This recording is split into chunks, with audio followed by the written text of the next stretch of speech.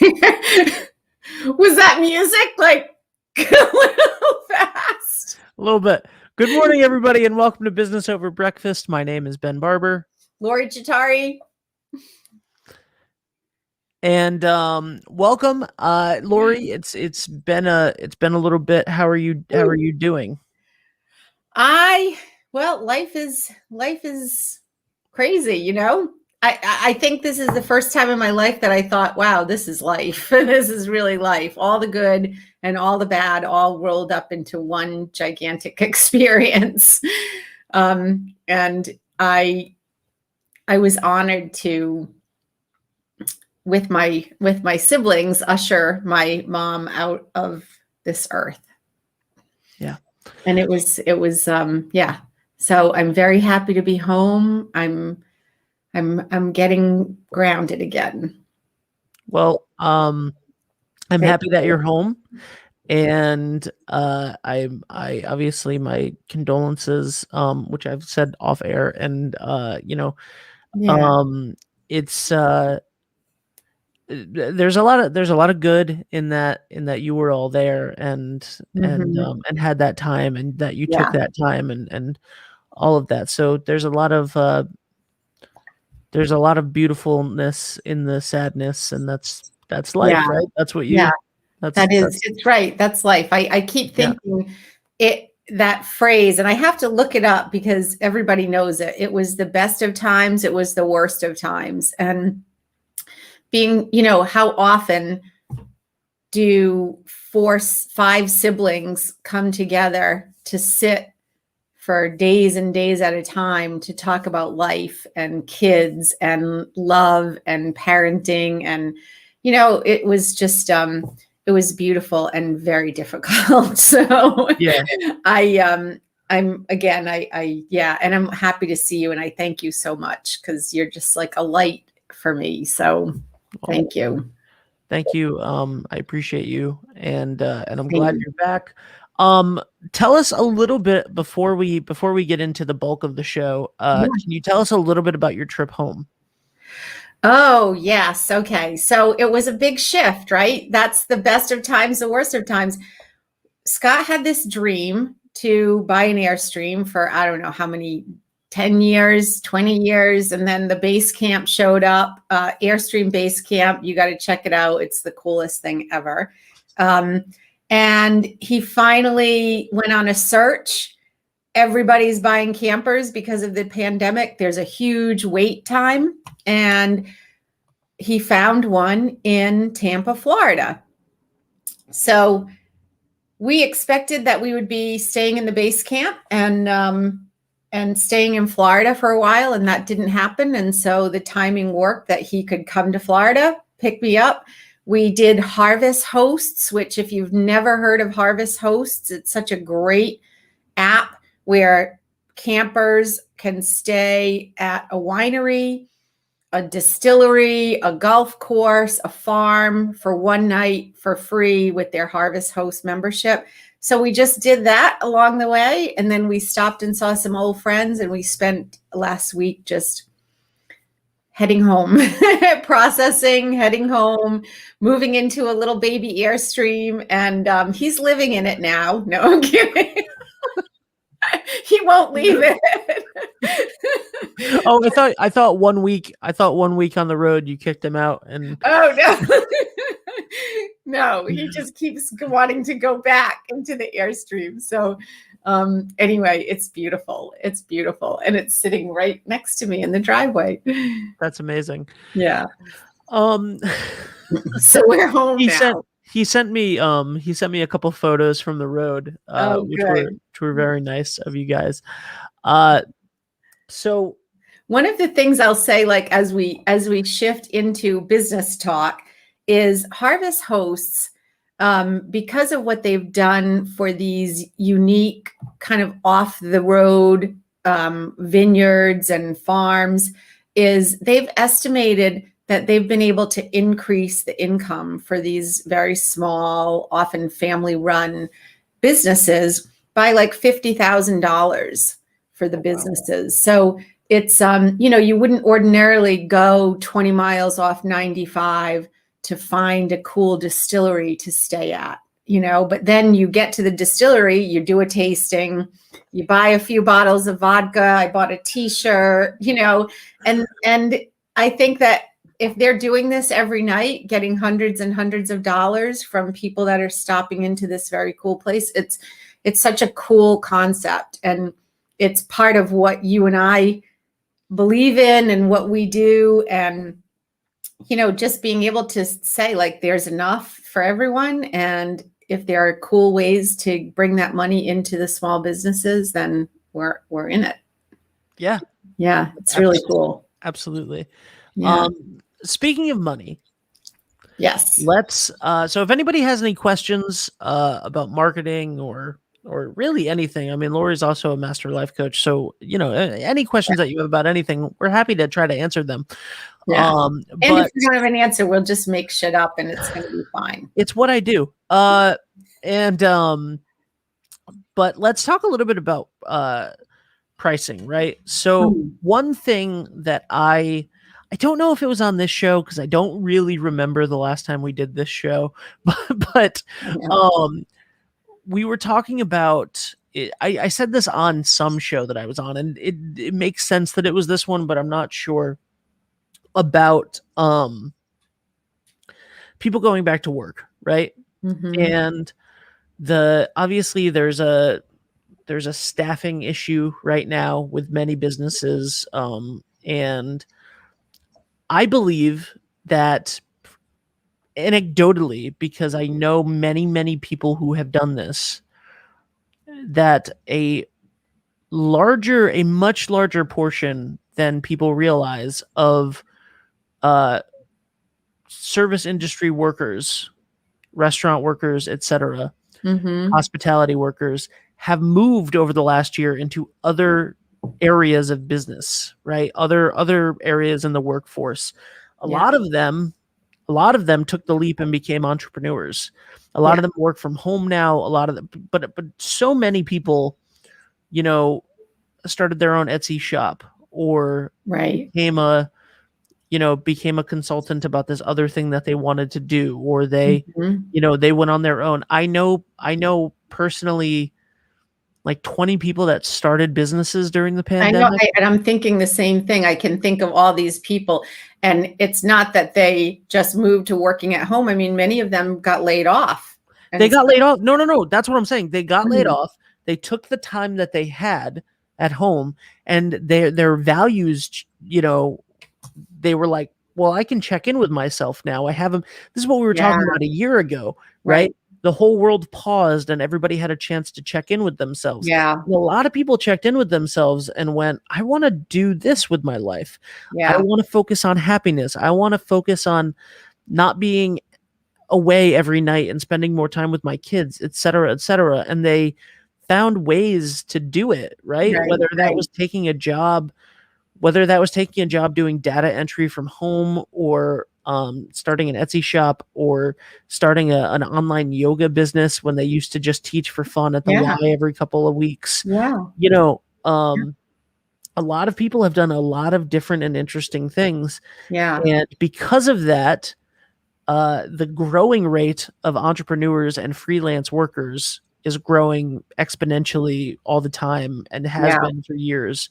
Right. It's now. We are in like a major shift in the way we work. I mean, plain and simple. And the federal government has been able to infuse huge amounts of money during this crisis period to allow for that to happen. And so not only were people thinking like, oh, I can do something different, I can work in whatever way I want to work, you were actually getting supported for that. And so you needed a computer, you needed all this stuff to be able to do that. Now you had it. We were giving free internet in Rhode Island. Right. And because of the internet, so many people have now been able to move into spaces that, just because the possibility has been here for 15 to 20 years to do the things that you love on the internet, it still takes a long time for society as a whole to change. Yeah. And now, I mean, with the increasing use of the internet and people getting younger and younger and younger, coming into the I workforce. am. Oh, I mean, you literally are though, right? No, but for real though, your internet habits right now yeah. for someone of your age, which I assume is early 30s, I'm there. uh, is vastly different than someone of your age a generation ago Yeah. or 5 years ago. Yeah. And so that becomes a larger Yeah. possibility for you. And so that everyone is moving towards the gig economy, right? It became Yeah. like a buzzword in the 90s and early 2000s, and Right. now it's like Yeah. life for like Well, and a large amount of people. when I coach, so I mean, I do coaching, kind of, that's my side hustle, but it's, I love it. And it's pretty easy for me. I've been doing it for a long time. But one of the things that I've been saying, and it's kind of strange, like in the last 6 months, mostly to young men, is this idea that yeah, are you a young man? I am a young, well, I'm not that young anymore. Oh God. I'm I'm not not. even going to listen to that. But all right, how old are you? 33. 33, same as me. Yes. There we go. Same. So anyway, yeah, you're right in there, is this idea that it's not about like getting a job and going to work every day. It's about how do you use the money? Where's the money coming from to support the lifestyle that you want? So it can come from all sorts of different places. And some people are like, I'm going to buy a 2-family house and create income from that, but I'm also going to do this other thing at home, or I'm going to do my design work, but I also create stuff on the Etsy market. So they are creating these different ways of supporting a lifestyle, as opposed to the whole life becomes like, I work and then I have my life. I work and then I have my life. Like there's an integration there. And I think that it's increasingly exponentially becoming about digital channels. I mean, that's allowing it. That's kind of giving a gateway to this. Yeah. Yeah, absolutely. I mean, there are people that have become, there are individuals, right? So there's two forms of these digital channels, right? There's individuals who have become wildly famous and wildly successful because they are influencers on those channels, right? Like you look Like at TikTok, famous. yeah, like you look at like TikTok and you have like Charlie D'Amelio, and like she's got so many opportunities and wealthy and building wealth and all of this stuff because of becoming famous on a new platform. And there's a lot of people that do that, but there's a lot of businesses that are doing the same exact thing with that attention, and you might not know who they are, but they are spending their ad money in these places that have underpriced attention, and then they're eating all of that up and growing ridiculously ridiculously fast. Like, I think Wayfair, I believe, was like the number one spender, or spent like 99% of their advertising budget, their marketing budget, on Facebook. Wow. And completely grew from Facebook, and now everyone knows what it is because everyone has had that ad in there, and people are doing that with TikTok now, and there's so many digital channels. So if you're a person, you can learn how to use these to your advantage. And I think that's what everyone, that's where everyone goes, right? They hear like TikTok and Instagram and they're like, well, I'm not a model and I don't dance, so that's not for me. But it's like, what do you do? But what do you do? Maybe you own a bakery Right. Maybe you own a bakery and you design cakes really cool. Like, take your No, phone and yeah. do this while you Oh, do a cake and then yeah. speed it up and put driver's license under it for some reason. And like you could, Yeah. and Well, you should be more contextual than that, it's but funny. it's So one day driving home last week, Scott and I were talking about this phone thing. Oh, and I got my vaccine too. This phone thing, like we still call it a phone, but it's pretty much everything we do. And I said, I wonder if like there will eventually be a new word for this thing that we carry around that takes our photos, that sends messages, that keeps us on track in our calendar. Like this is just a thing that allows us to connect to every other thing. I mean, it's strange, but it's strange for me. I mean, think I grew up, I got through college without a computer. So there, at 33 years old. But I last night was on this couch behind me at some point and watching a TV show, and there is a 50-inch TV to my right,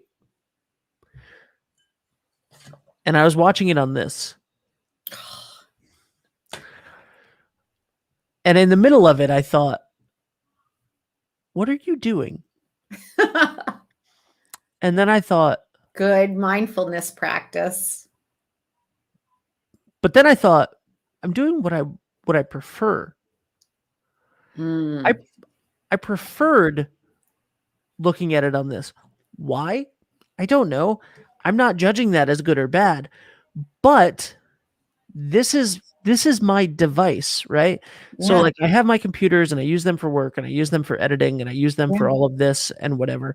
But if I have a question, I grab my phone. If I, you know what I mean? So Right. like it just is what it is. Yeah. Like Yeah. whether it's the way that it should be, Yeah. right? Like should I look Yeah. at the TV that's in the In room or coaching, should. No, no, no, no, no. right. Should. Yeah, Just who get it cares out about of your vocabulary. Absolutely.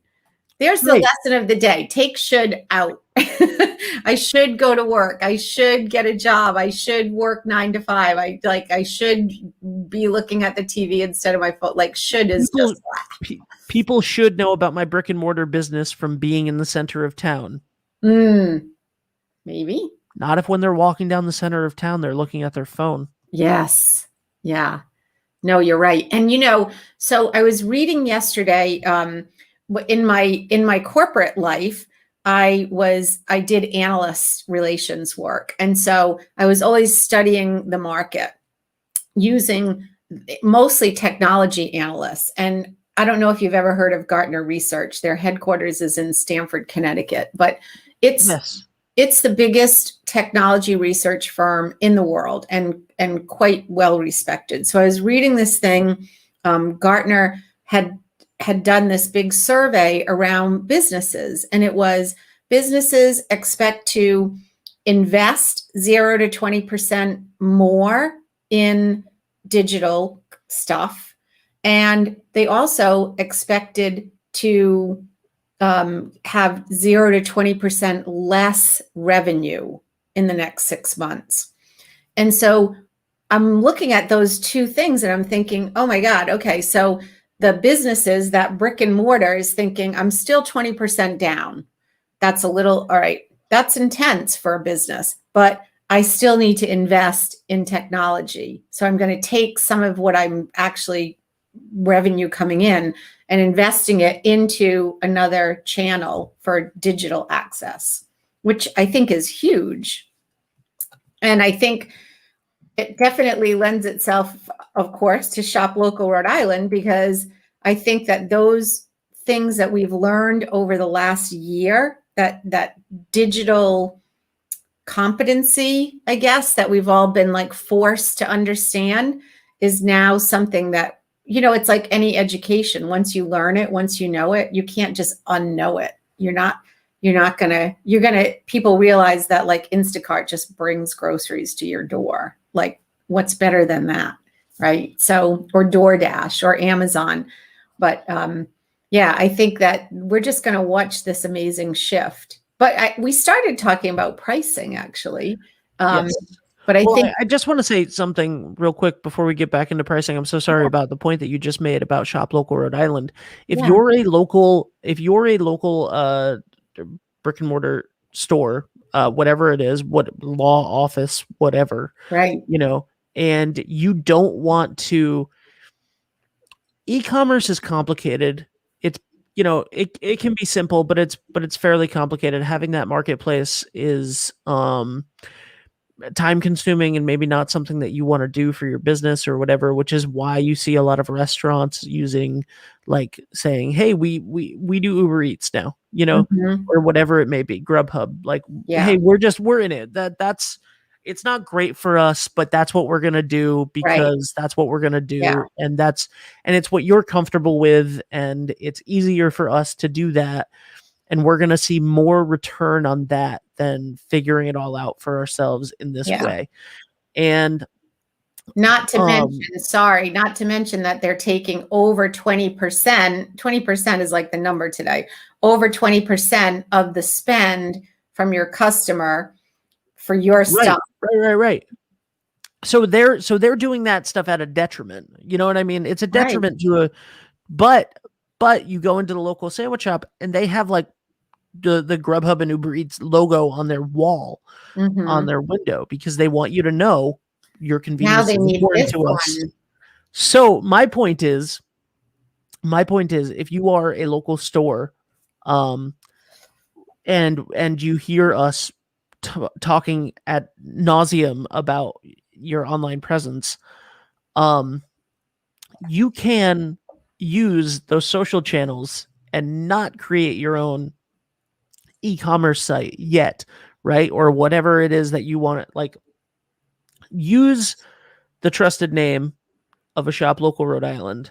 Mhm. Use the platform that's already there the same way that you would use Grubhub or Uber Eats or sell your stuff on Amazon, but it's still coming from you. Use you can use Shop Local for that. And then you can direct using your social channels, using the easier thing to do, the freer thing to do, right? E-commerce costs money to set up your own site and to Mhm. learn all of that.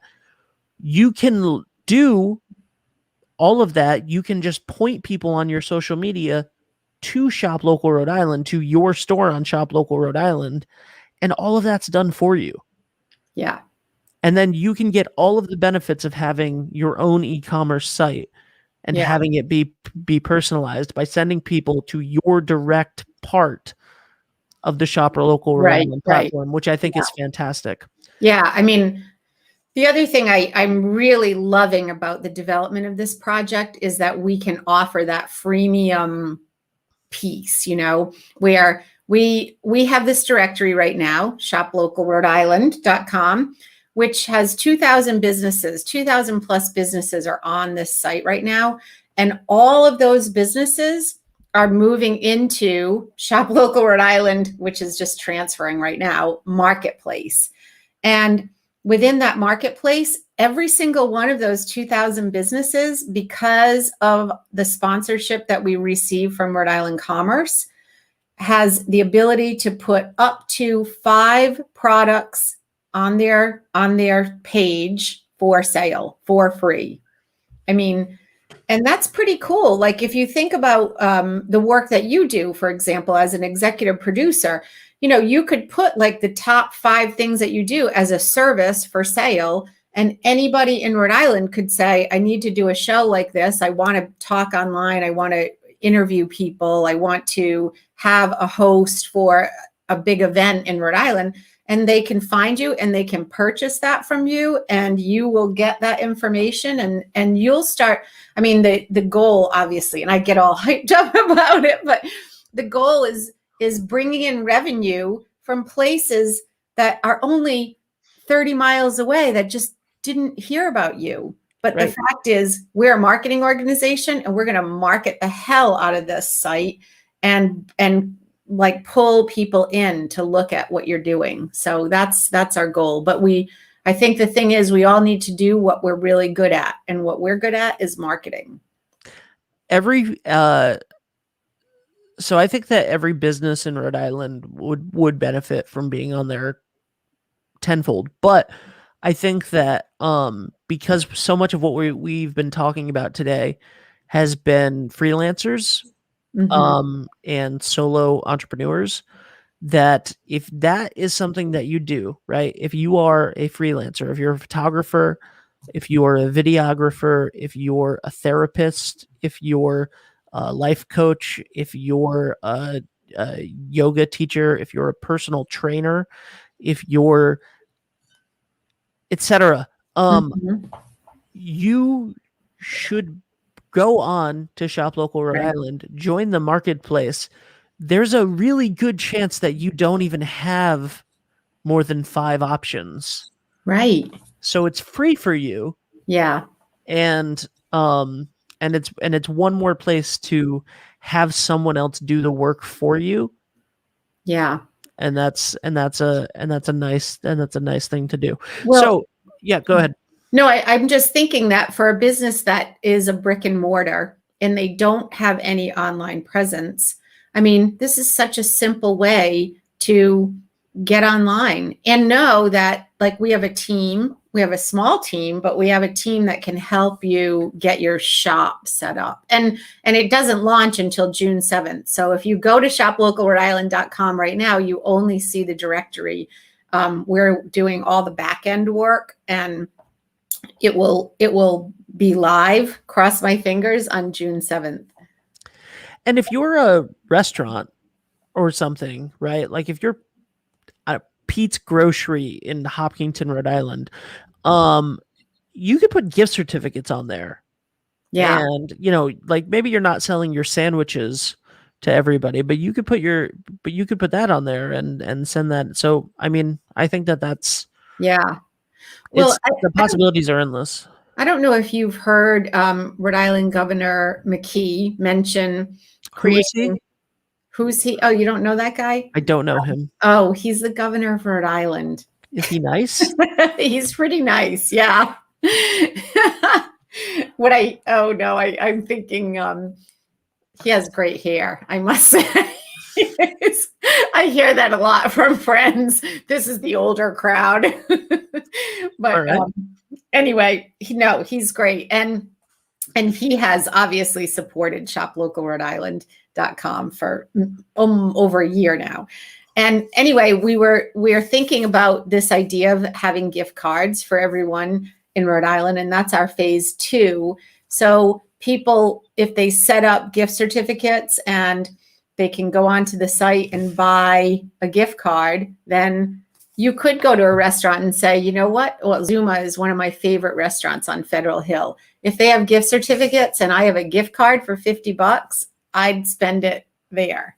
Right. So it is a really, like, it just allows like a statewide chamber of commerce. Yeah. Yeah. Yeah. That's awesome. Yeah. By the way, speaking of Governor McKee, I have a tie on my desk at all times, just in case I got some slack for not dressing up enough. It wasn't real. It wasn't genuine. You bought all those cool new shirts, and I especially like that salmon colored one that you wear. Oh, thank you. I put on a dress shirt with no tie for the first new community conversations, and backstage he was like, you tried. I'm like, I know, I couldn't go with just the black t-shirt for this when everybody else was like so funny. Harvard economists and the entire General Right. Assembly and whatever.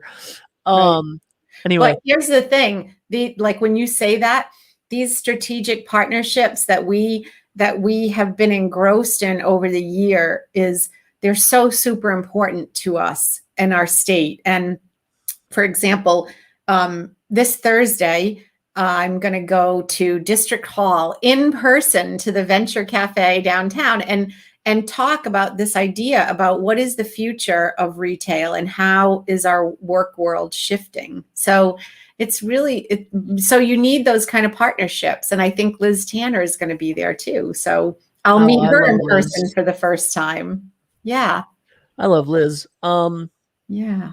All right, let's very quickly to end the show talk about Ooh. what we said we were going to talk about for Oh, wow. 30 Okay. minutes. Yeah. Um, so all of these people moving into the freelance space, Mhm. it can be very intimidating. And I know I talked to a friend about this last night about their own issues with this is pricing yourself appropriately, Mhm. right?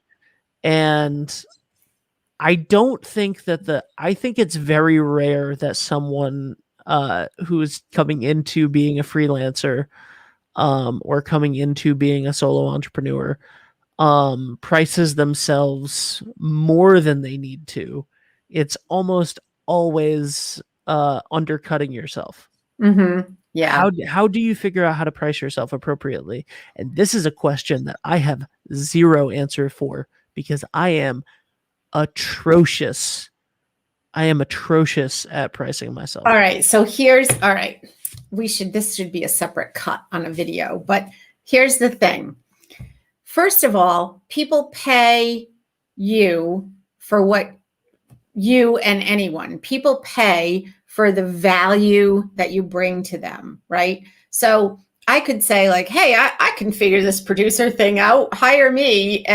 But no, people don't want to pay for that because they're not going to pay for my education. So, first of all, they're paying for experience, paying for what you know, paying for what you're going to deliver to them without them really needing to be involved. So you always want to think about, well, let me shift it up. In communications, we always say, don't just throw the communications out there. You have to figure out what's the audience? What does your audience want to hear? So even in pricing, it's what is your audience looking for? What is that person valuing? So if like Blue Cross Blue Shield, what is their value for something? They may pay $10,000 for something that's exactly the same, but this other mom and pop shop can only pay, $5,000, but the value is there for them. Do you understand? So, like, for example, if I value like amazing cappuccino, which I do, I'm not going to buy like a Mr. Coffee. I'm going to buy like the real cappuccino maker. And I'm going to place value on that. And so I'm going to spend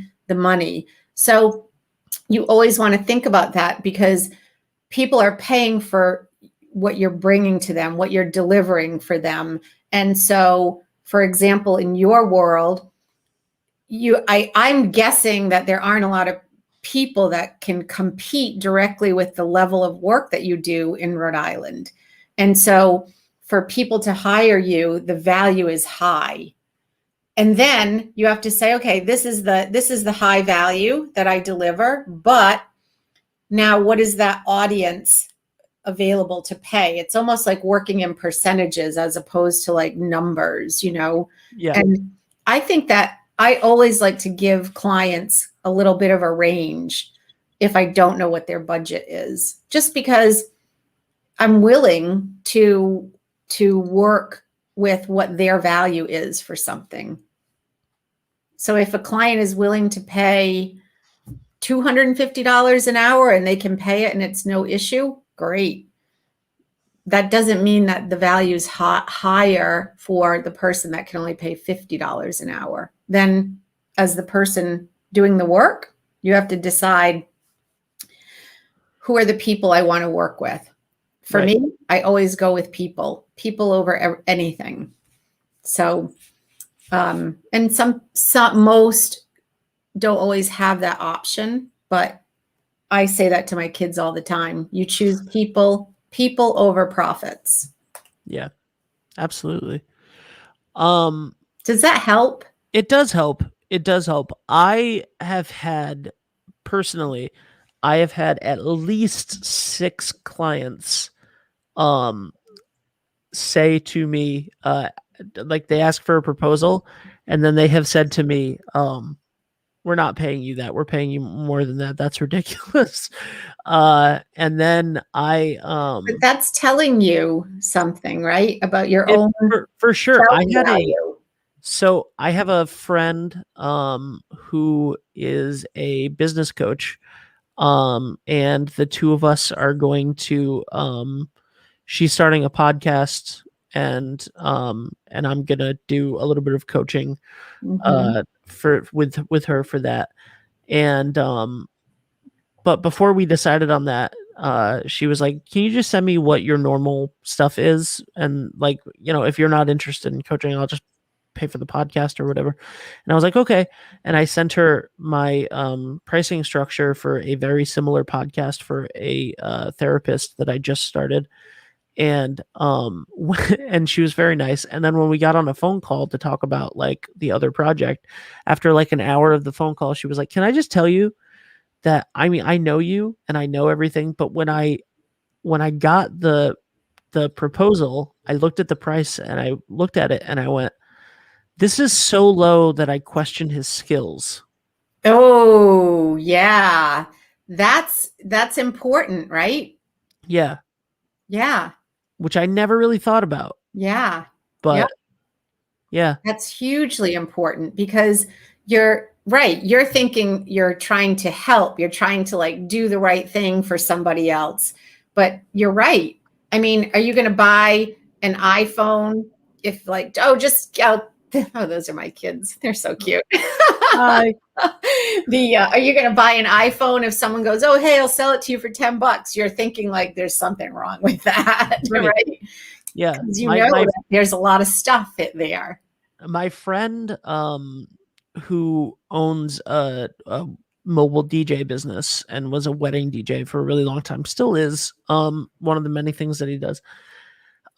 He like 8 years ago was talking to me about weddings because I have another friend who's in a band that does weddings, and the band made like 3 times less than the DJ for these weddings. And he was like, it's funny, when I was at a certain level, I got a certain amount of clients. Mm-hmm. And as soon as I increased, nothing changed. Right. I was over delivering at, $2,000 a wedding. Yep. And when I raised it to $4,000 a wedding, I got 3 times as many clients. Yeah. And I didn't change Yeah. anything. It's strange. Yeah. It's there's a word for that. I don't know if I'm going to say it right. So it's around like this idea of psychic debt. So you create this idea that you create a value around something based on that number. And so what we have experienced is the clients that we give the super discounts to are the clients that don't value the work that we do, and they become very difficult. And they're not our clients anymore. Yeah. It's just plain and simple. And we laugh because we're always like, don't do that again. We've done it 3 times and we're not doing it again. And like our whole team will be like, no, no, no, we're not. Because it's like you're spending all your time and energy to make this person or this entity happy for the least amount of money. And so you're trying to make them happy because they don't value the work. So that's people over profits, right? You want to choose the people that value your work. And the work value, you're right, you're doing the same thing. You're doing the same thing because you're doing your job well. So get paid for it. Yeah. All right, everybody, watch out. Ben Barber's going to increase his pricing. Hire him now. Oh, God. Oh, I have too much of a, I want to help everyone in the world. I know. I do too. So, but you got to be paid for it. Yeah. All right. Well, am I frozen? Yes. All right. Thanks, everybody. Lori, end the show. Oh, okay. End the show. All right. So pricing, the market's changing, the people are changing, the whole world is changing. So get ready. We're going to have some fun now. Have a great day.